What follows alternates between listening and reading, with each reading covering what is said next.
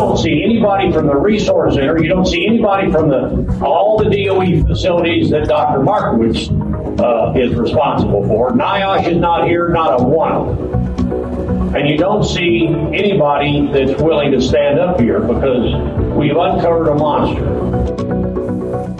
In 2018, a meeting was held at the Robert Cherry Civic Center in Paducah, Kentucky. But this was no ordinary meeting. It was the first ever video-recorded corruption briefing by former workers of the Honeywell Metropolis Uranium Conversion Plant.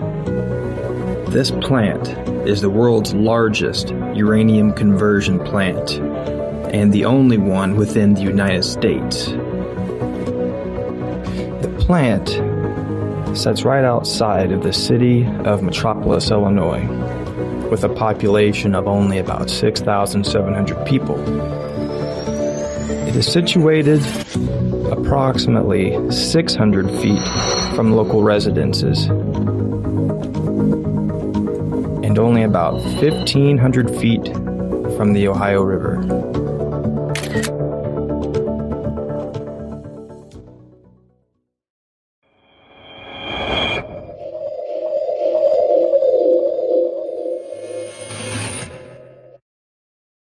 My name is Howard Cook.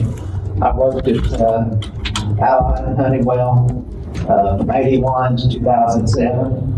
I started in the instrument department, and I worked there for 10 years, and then I went over in the production department, and I worked at the boring plant, feeds building, and I worked a lot out in what we call the yard, which you handle the raw materials and unloaded HF and ammonia and sulfuric acid and ship the cylinders out and wash the cylinders, and that's another story there, washing the cylinders that come back in.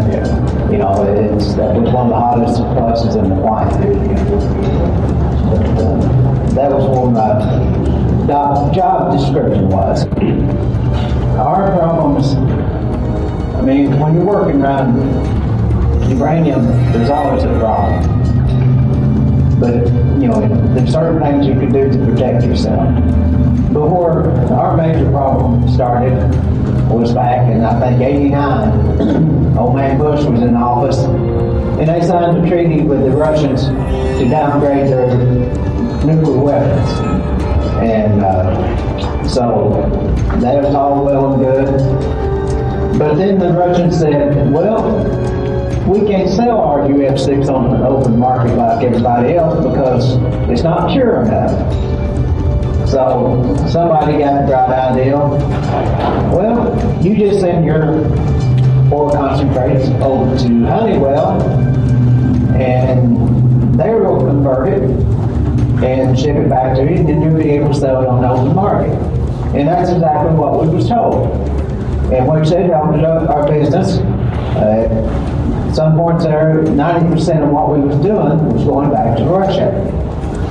Well, I don't know if it started in like the early 90s, but at some point, the Russians started sending us the blended weapons grade stuff in their drums.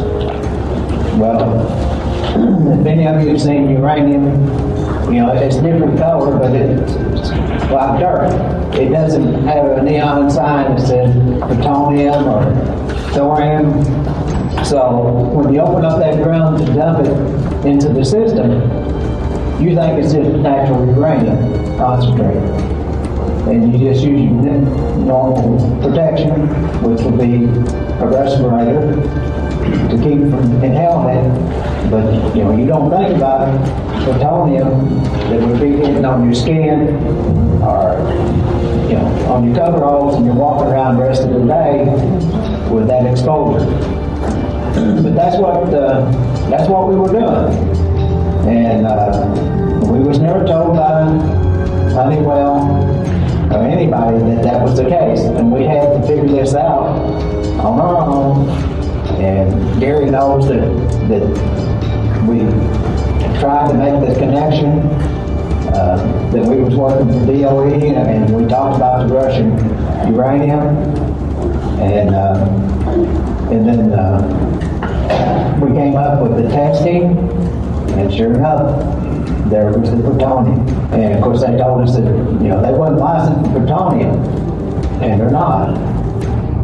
So they went out to investigate, and I got the letter back from them. They said when they went out there wasn't any Russian drums out there that they could sample. They couldn't find one. And so they wasn't able to sample any Russian drums. Well, I talked to a guy that was still working out there, and I asked him, I said, do you have any Russian drums out there? He said, oh yeah, we got a bunch of Russian drums.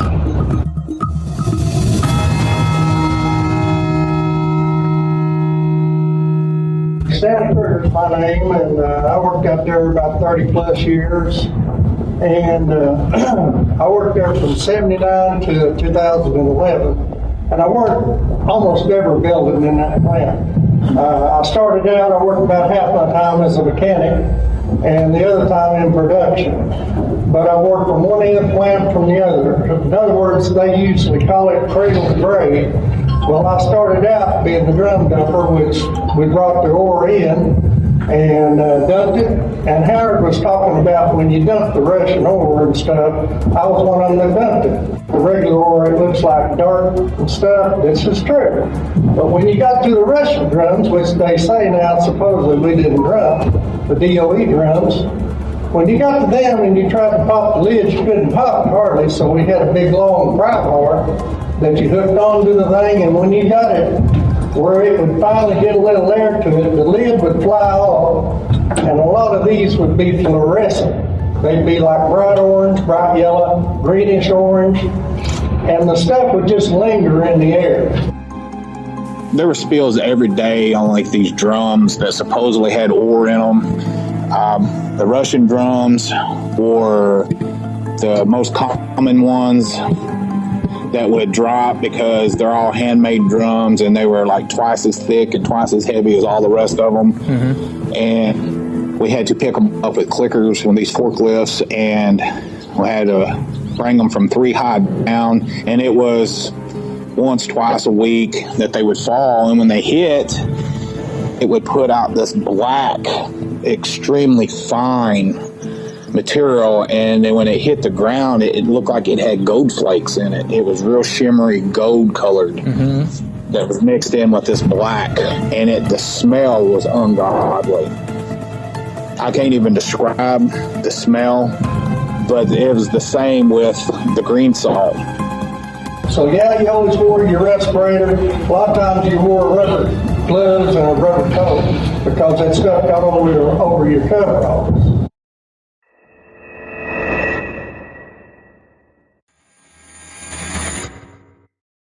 We laid the safety equipment in Linda. Back here, we both work in cleaning the safety equipment, and then we have to clean it, and the respirators, we wash and clean those too. And we'd have to use a Geiger counter to make sure that they were safe, and it's like he said, you walk by the Geiger counter, and that thing would pig out because they would be hot, And I worked in most parts of the plant. My story is a little bit different from you all's. My husband was an over-the-road truck driver. He has gone to each and every one of these plants that have been mentioned. He went to USEC, he went to Honeywell, he went to Portsmouth, he went to Overreach. He's been at all these plants. He was diagnosed with cancer. I think it was 2004. He was diagnosed with non-Hodgkin's lymphoma. But before that, before he was diagnosed, Milton called me one day, and my nickname was Baby Doll. And he said, Baby Doll, guess where I'm at? I said, your guess is good as mine. I said, you're a truck driver. You could be in any of the states, And he said, I'm over in Metropolis. I said, oh, you can be coming home tonight. He said, well, yeah. He said, but let me tell you something. He says, you won't believe what I'm looking at. I said, okay, what are you looking at? He says, I'm looking at some containers stamped Russia. I said, okay. I said, what are you hauling? He says, well, I'm hauling UF6. He said, that's what I brought over here from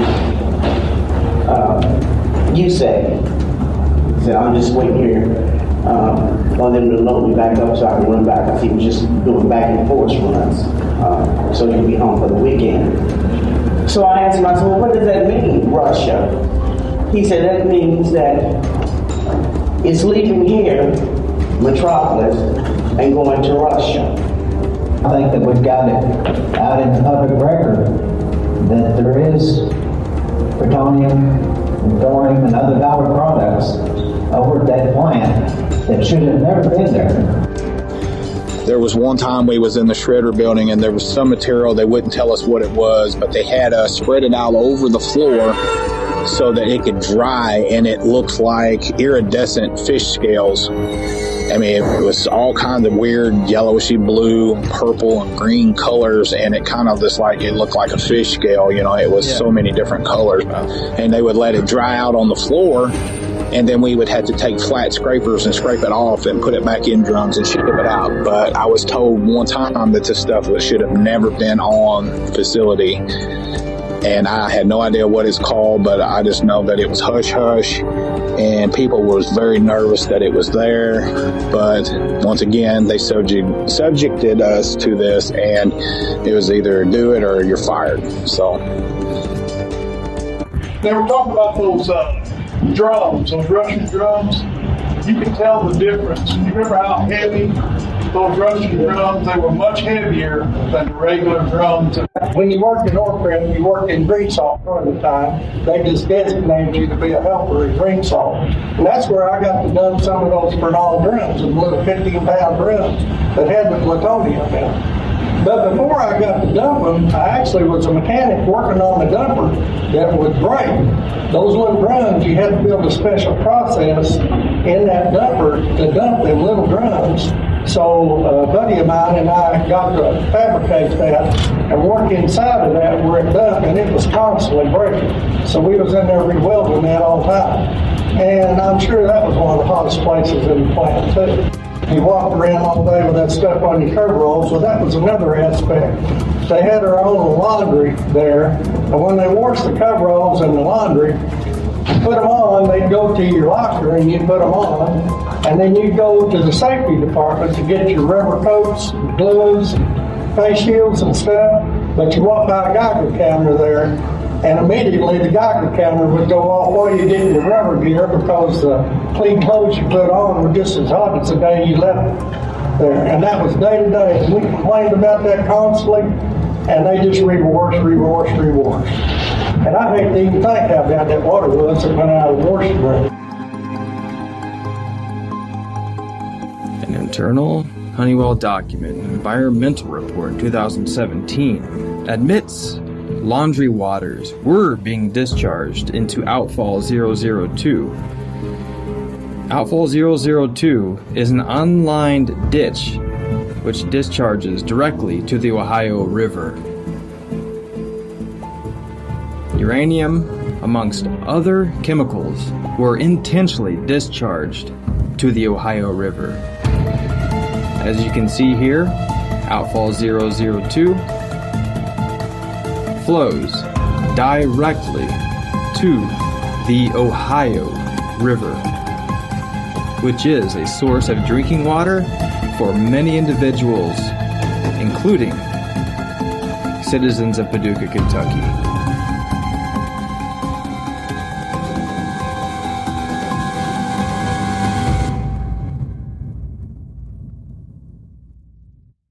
You were exposed to whatever leaked. In Overreach, we had a lot of leaks on the process equipment because they had a vacuum system that was wore out and outdated. But we never had a vacuum system that worked during, so constantly we had dust outs. Well, that same Russian ore that I dumped outside and put into the system went from one end of that building plumb to the other, and ended up in the UF6 process, but still, all those leaks and everything contaminated the whole building. As you can see here, local residences are extremely close to the Honeywell facility. Uranium, amongst other radioactive isotopes, are discharged directly into the air. What's the possibility of the residents inhaling these radioactive particles? And then if you had a dust out, the fans would blow it to the outside, and that's why they're finding this material in the houses in Metropolis. And if you read that article in the Metropolis paper, what's really fun about it, they say we didn't dump this stuff, but they're supporting our argument. Because the same stuff they're finding in the attics of the houses is the sister products of the bad stuff they say we didn't dump in the first one. Wonder how that happened. I'm not sure that the respirators that we used were the proper ones for that type of stuff. I mean, that was not what they were recommended for. That thing was hot constantly, and then eventually it went on out to the river, and then down to the people's shop. So, and any place south. All of us that worked out there, we would have releases of UF6, and